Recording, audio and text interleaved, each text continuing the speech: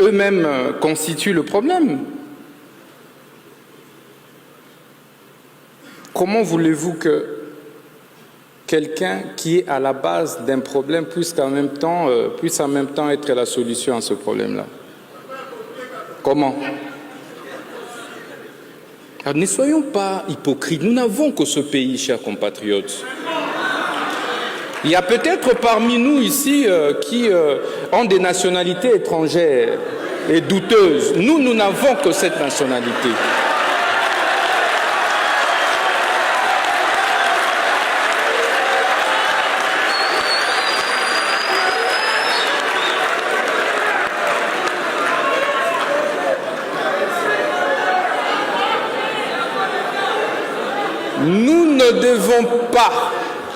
Nous ne devons pas continuer à observer un groupe d'individus prendre en otage notre économie,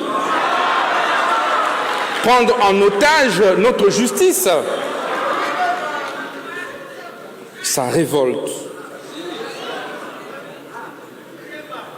Lorsque vous regardez un jugement qui condamne une entreprise publique à payer 45-60 millions de dollars sans aucune créance existante, est-ce que vous trouvez ça normal? Et avez-vous déjà entendu un seul juge être révoqué pour avoir condamné une entreprise publique à des condamnations colossales comme cela?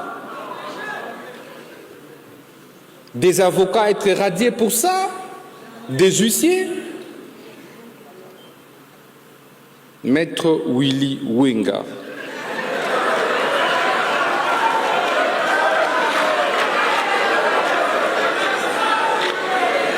Vous n'imaginez pas les risques que nous courons lorsque nous prenons ces positions.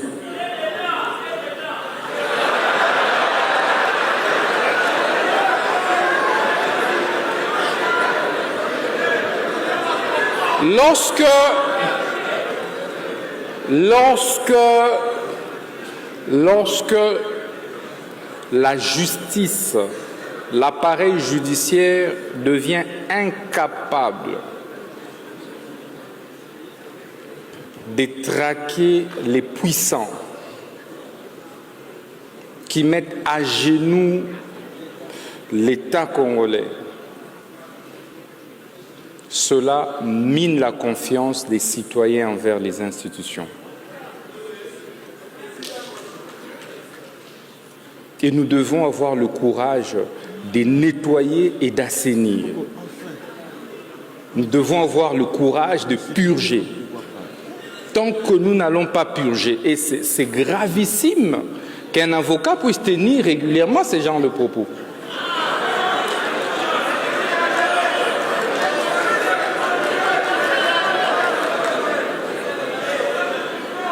Il n'y a qu'un groupe, il n'y a que Maître Willy Wenga qui voit que les entreprises publiques qui souffraient des saisies intempestives, en fait, c'était de bon droit. Il faut détruire l'ONATRA. Il faut détruire la GECAMINE. Il faut détruire tout notre tissu économique. Parce que l'on ne doit pas s'attaquer au mal. Mais lorsqu'on s'attaque au mal, on ne s'attaque pas à tous les juges et à tous les magistrats. Est-ce qu'on s'attaque à tous? Mais pourquoi ça les choque? Parce qu'en fait, ici, nous disons qu'il y a plutôt un groupe de mafieux qui ont érigé la corruption en mode de gestion et de gouvernance. Et c'est cette mafia qui est à la base de la déliquescence de nos entreprises publiques aujourd'hui. Et donc, ce que nous allons proposer, c'est de nous apaiser. Le ministre de la Justice n'est pas contre les magistrats. Il y a des valeureux magistrats parmi eux. Mais lorsque nous disons que ce magistrat-là, qui a condamné l'ONATRA à payer 43 millions de dollars sans créance, doit être révoqué, quel est le mal du ministre? Donc, je suis désolé, nous devons prendre le courage d'éviter de nous ériger en avocat de diable.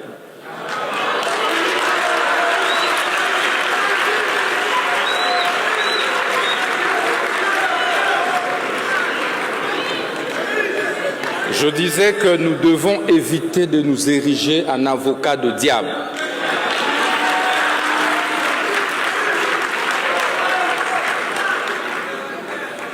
Nous devons sauver notre portefeuille.